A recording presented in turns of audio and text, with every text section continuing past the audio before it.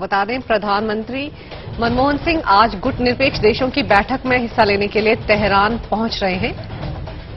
बैठक से पहले प्रधानमंत्री ईरानी नेता अयतोल्ला अली खमैनी और राष्ट्रपति महमूद अहमदीनेजाद से मुलाकात करेंगे और भारतीय प्रधानमंत्री के इस ईरान दौरे पर अमेरिका की भी पैनी नजर है। तो कुछ ही देर में गुट निरपेक्ष देशों के शिखर सम्मेलन में हिस्सा लेने के लिए प्रधानमंत्री तेहरान पहुंचने वाले हैं, लेकिन इस अहम बैठक से पहले वो ईरानी नेता अयतोल्ला अली खमैनी और राष्ट्रपति महमूद अहमदीनेजाद से मुलाकात करेंगे। 16वां गुट निरपेक्ष सम्मेलन होने जा रहा है तेहरान में और इसी में शिरकत करने के लिए प्रधानमंत्री वहां पहुंचने वाले हैं। और इस वक्त हमारे साथ फोनलाइन पर मौजूद है सहारा न्यूज नेटवर्क के एडिटर उपेंद्र राय जी। उपेंद्र जी, भारत इस 16वें गुट निरपेक्ष सम्मेलन में हिस्सा लेने के लिए जा रहा है, लेकिन एजेंडा क्या लेकर जा रहे हैं प्रधानमंत्री? उन्होंने कुछ संकेत दिए हैं? देखिए, ईरान एक इकलौता ऐसा देश है जो भारत की तेल की जरूरत को पूरा करता है और सबसे ज्यादा आयात ईरान से ही भारत अपने तेल की जरूरतों को पूरा करने के लिए करता है। क्योंकि 16वां गुट निरपेक्ष सम्मेलन यानी कि non aligned movement conference Iran में होने जा रही है, जो इस समय पूरी दुनिया की निगाहें ईरान पर लगी हुई हैं। इसका सबसे अहम वजह यही है कि जिस तरह से अमेरिका और पश्चिमी देशों ने ईरान पर सैंक्शन लगा रखे हैं और सैंक्शन की वजह से इन देशों ने बाकी भाग लेने वाले सदस्य देशों से निवेदन किया कि तमाम देश राजधानी तेहरान में शिरकत करने न जाएं और इस शिखर सम्मेलन से दूर रहें। ऐसे में प्रधानमंत्री ने ये निर्णय लिया कि शिखर सम्मेलन में भाग लेने जाएंगे, क्योंकि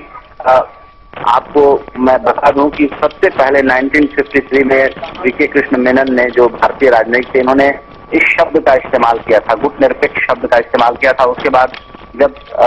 पंडित जवाहरलाल नेहरू कोलंबो में गए थे, तब उन्होंने 1955 में इस शब्द का इस्तेमाल किया और जो पंचशील का सिद्धांत था उसको लेकर के वो आगे बढ़े और पहली बार यूगोस्लाविया की राजधानी बेलग्रेड में पहला गुट निरपेक्ष शिखर सम्मेलन हुआ और भारत ने 7वें शिखर सम्मेलन की मेजबानी की 7 मार्च से 12 मार्च के बीच 1983 में। प्रधानमंत्री ये बताना चाहते हैं कि भारत एक लोकतंत्र है और लोकतंत्र की जड़ों को बनाए रखने के लिए जहां भी जरूरत पड़ेगी भारत अपना समर्थन देगा। हालांकि सीरिया के मुद्दे पर जिस तरह से अमेरिका ने अपना रुख अपनाया और उसके जवाब में जिस तरह से रूस और ईरान खुलकर सामने आए और जो हालात वहां तेजी से बिगड़ रहे थे, हालात थोड़ा संभला और भारत भी ये मानता है कि कहीं न कहीं लोकतंत्र की जड़ों को मजबूत करने के लिए जो सहयोग और जो समर्थन की जरूरत भारत की तरफ से होगी, प्रधानमंत्री आगे बढ़कर करेंगे। सबसे अहम बात इसमें यह है कि ये माना जा रहा था कि ईरान पश्चिमी देशों के सैंक्शन के बावजूद अलग थलग पड़ गया है, लेकिन 16th नॉन अलाइंड मूवमेंट सम्मेलन जो होने जा रहा है ईरान की राजधानी तेहरान में, उसमें करीब 120 देशों के नेता वहां पहुंच रहे हैं। और यही नहीं, जिस तरह से गर्मजोशी से तेहरान सबकी मेजबानी के लिए, सबके स्वागत के लिए तैयार है, इससे एक बात तो साफ साफ पता चलती है कि दुनिया में जब गुट निरपेक्ष आंदोलन की शुरुआत हुई थी और कुछ देशों ने, जब शीत युद्ध चल रहा था, ये तय किया था कि वो न तो महाशक्तियों के साथ रहेंगे और न महाशक्तियों से अलग रहेंगे, बल्कि बीच का रास्ता निकाल करके दुनिया में शांति फैलाने की दिशा में काम करेंगे, दुनिया की तरक्की के लिए काम करेंगे। और प्रधानमंत्री का भी यही नारा है कि गुट निरपेक्ष आंदोलन को नए सिरे से मजबूती दिया जाए और चूंकि एकीकृत ग्लोबल गवर्नेंस के जरिए स्थायी शांति थीम है इस तेहरान के 16वें नॉन अलाइंड मूवमेंट का, तो कहीं न कहीं प्रधानमंत्री इस थीम में बहुत गहराई से भरोसा करते हैं और उनका मानना है कि जिस तरह से वैश्विक अर्थव्यवस्था पिछले 5 सालों में तेजी से बदली है, वैसे माहौल में विकासशील देशों की आवाज को एक वाजिब प्लेटफॉर्म मिल सकता है इस नॉन अलाइंड मूवमेंट के जरिए। कहीं न कहीं जिस तरह से अभी जून के महीने में मैक्सिको में G20 शिखर सम्मेलन हुआ और उसके बाद रियो डी जेनेरो में जो सम्मेलन हुआ, उसमें जो विकासशील देश और विकसित देशों के बीच जो G15 और G17 के बीच जो बातें हुई, तो कहीं न कहीं वो सारी चिंताएं, वो सारी बातें एक बार फिर इस फोरम पर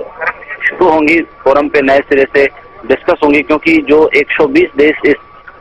नॉन अलाइंड मूवमेंट में यानी कि गुटनिरपेक्ष शिखर सम्मेलन में भाग लेने के लिए आ रहे हैं, उन सबकी चिंताएं कमोबेश एक जैसी ही हैं। और उसमें भारत, चीन, रूस जो एक बुरी बनकर उभरे हैं, और कहीं न कहीं जिस तरह से मिडिल ईस्ट में पिछले 2 सालों के भीतर जो उथल पुथल रहा, और इराक को लेकर के जो अमेरिका का रवैया रहा, भारत हमेशा इस मुद्दे पर ईरान के साथ रहा। और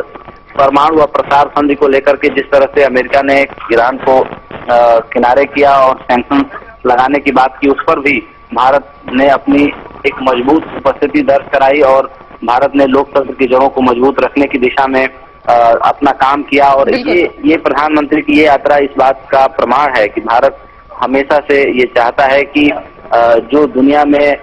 शांति कायम करने के लिए, लोकतंत्र की जड़ों को जमाए रखने के लिए और विकास के मुद्दे पर बात करने के लिए जहां भी फोरम तैयार होगा, भारत उसका मजबूती से समर्थन करेगा और साथ भी खड़ा होगा। जी उपेंद्र जी, जैसे आप कह रहे हैं कि ईरान पर जिस तरह से अमेरिका ने प्रतिबंध लगाए हैं, आर्थिक प्रतिबंध लगाए हैं, लेकिन भारत ने हमेशा साथ दिया ईरान का, और इस यात्रा पर भी खासतौर पर अमेरिका की पैनी नजर बनी हुई है। तो ऐसे में भारत को इन तमाम मुद्दों से किस तरह से पेश आना होगा, कैसे डील करना होगा? देखिए, जहां 120 देशों ने तय किया है कि एक फोरम बनाएंगे और उस फोरम पर जो विकासशील देशों की वाजिब चिंताएं हैं उनके समाधान की बात होगी, तो ऐसे में कहीं न कहीं जो साउथ ईस्ट एशिया के देश हैं, कहीं न कहीं सबके ऊपर थोड़ा बहुत दबाव था। लेकिन एक सबसे अहम बात यह है कि जब संयुक्त राष्ट्र संघ के महासचिव बान की मून अमेरिका के साफ इशारे के बावजूद भी इस सम्मेलन में भाग लेने के लिए आ रहे हैं, तो कहीं न कहीं जो माहौल बना हुआ है पूरी दुनिया में, वो एंटी अमेरिका है। कह सकते हैं कि साम्राज्यवाद के खिलाफ जो एक मोमेंट बना हुआ है, उस धारणा को इस सम्मेलन में बहुत बल मिलने वाला है, क्योंकि गुटनिरपेक्ष आंदोलन की शुरुआत ही इसी के नींव पर हुई थी कि जब साम्राज्यवादी शक्तियां, मतलब एक देश दूसरे देश के बिजली, पानी, रिसोर्स, जमीन, सब चीजों पर कब्जा करने के लिए लड़ाइयां चल रही थी। सेकेंड वर्ल्ड वॉर, उसके बाद जो है बीच में कुछ देशों ने मिलके जब ये तय किया कि हम ना तो महाशक्तियों के साथ रहेंगे, ना तो इनका साथ देंगे, तो ऐसे में आप ये मानिए कि जब 120 देशों में दुनिया की 55% आबादी रहती है, तो कहीं न कहीं एक महाशक्ति अपने आप में ये 20 देश मिलकर हो चुके हैं। और 120 देश जहां किसी सम्मेलन में भाग लेने के लिए जाएं और जहां सबकी चिंताएं एक हो, वहां पर मुझे लगता है कि अमेरिका समेत पश्चिमी देश हैं जो ईरान के सैंक्शन के पक्ष में हैं, उनको भी अपना एजेंडा और अपना स्टैंड बदलना पड़ेगा। और ये इस बात का आगाज है कि इस सम्मेलन के बाद तस्वीर बदलेगी और ईरान जो सांस्कृतिक, सामुदायिक और कई क्षेत्रों में जिस तरह से ईरान ने दुनिया के बाकी देशों को एक इस्लामिक लहर कह सकते हैं, प्रोग्रेसिव माइंडसेट कह सकते हैं, जिस तरफ आकर्षित किया है, उसका असर पश्चिमी देशों पर बहुत गहरा पड़ा है। और इस सम्मेलन के बाद तस्वीर बिल्कुल बदल जाएगी, क्योंकि दुनिया के 120 देशों ने जब ये तय किया है कि वो एक मंच पर इकट्ठा होंगे और ईरान का समर्थन करेंगे और ईरान की मेजबानी को स्वीकार करेंगे, तो आप इसका अंदाजा खुद भी लगा सकती हैं कि तस्वीर क्या होगी। और उसके बाद जिस तरह से ईरान पर सैंक्शन लगे हुए हैं, वो और एक और बात है कि जब संयुक्त राष्ट्र संघ के महासचिव खुद इस सम्मेलन में भाग लेने के लिए आ रहे हैं, तो कहीं न कहीं मुझे लग रहा है कि जो पीछे के सालों में जो डेवलपमेंट्स हुए हैं, उनके इतर यह सम्मेलन ईरान को उसकी जगह बनाने में बहुत मदद करेगा और एक नए मौसम की शुरुआत होगी इसके बाद ईरान में। एक साथ 120 देश इकट्ठा हो रहे हैं, वो भी ईरान की राजधानी तेहरान में, उपेंद्र जी। तो ऐसे में ये माना जाए कि अमेरिका पर भी किसी तरह का दबाव है और शायद इसीलिए उसकी नजर इस सम्मेलन पर लगातार बनी हुई है। देखिए, जब शांति और विकास के लिए अंतर्राष्ट्रीय एकजुटता की बात हो रही हो, जब संयुक्त वैश्विक शासन के जरिए स्थायी शांति की बात हो रही हो, जब दुनिया के 120 देश इकट्ठा हो रहे हों, तो आप ये मानिए कि जब दुनिया की आधी से ज्यादा आबादी, दुनिया संयुक्त राष्ट्र संघ के 2/3 से ज्यादा देश जो सदस्य देश हैं, जब किसी एक मुद्दे पर एक सहमति से एक मंच पर एक आवाज उठाएंगे, तो मुझे लगता है कि बाकी जब 50% संभल गया है, 50% लोग एकजुट हो चुके हैं, तो 50% लोग इस मूवमेंट से, इस बात से अलग नहीं रह सकते। कहीं न कहीं उनको अपने इरादों में ढील देनी होगी, कहीं न कहीं उन्हें अपना स्टैंड बदलना होगा, क्योंकि अब ईरान ने इतने बड़े फोरम के जरिए, इतने बड़े मंच के जरिए अपनी बात कहने का एक रास्ता निकाल लिया है और इसी रास्ते पर अब बात होगी। उपेंद्र जी, सीरिया की समस्या के शांतिपूर्ण हल के लिए भी भारत इस सम्मेलन में किसी तरह की कोई पहल कर सकता है? बिल्कुल पहल कर सकता है, क्योंकि भारत हमेशा से लोकतंत्र का समर्थक रहा है और मुझे लगता है कि प्रधानमंत्री सीरिया के मुद्दे पर जरूर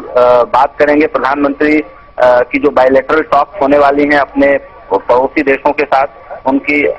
जो ईरान के सर्वोच्च नेता हैं आयतुल्ला अली खमैनी से भी बात होने वाली है। ईरान के राष्ट्रपति महमूद अहमदीनेजाद से भी मुलाकात होने वाली है। पाकिस्तान के राष्ट्रपति मिस्टर जरदारी से मुलाकात होने वाली है। नेपाल के प्रधानमंत्री से मुलाकात होने वाली है। बांग्लादेश के राष्ट्रपति से मुलाकात होने वाली है। इसके अलावा और भी बायलैटरल टॉक होने की संभावनाएं हैं। और मैं आपको याद दिला दूं कि जिस तरीके से सीरिया और भारत के रिश्ते मजबूत और प्रगाढ़ रहे हैं, और नवंबर 2010 में भारत की राष्ट्रपति प्रतिभा देवी सिंह पाटिल जी ने सीरिया की यात्रा भी की थी, और उस यात्रा में मैं खुद भी उनके साथ था और मैंने रिश्तों की गर्मी को महसूस भी किया था। तो कहीं न कहीं मुझे लगता है कि यह ऐसा फोरम है जहां सीरिया का मुद्दा भी गंभीरता से छाया रहेगा और सीरिया के मुद्दे पर अमेरिका को अपना स्टैंड बदलना पड़ेगा। उपेंद्र जी, इस गुट निरपेक्ष देशों के सम्मेलन के बारे में तमाम जानकारी हम आपसे समय समय पर लेते रहेंगे। फिलहाल जो जानकारी आपने हमें दी उसके लिए शुक्रिया।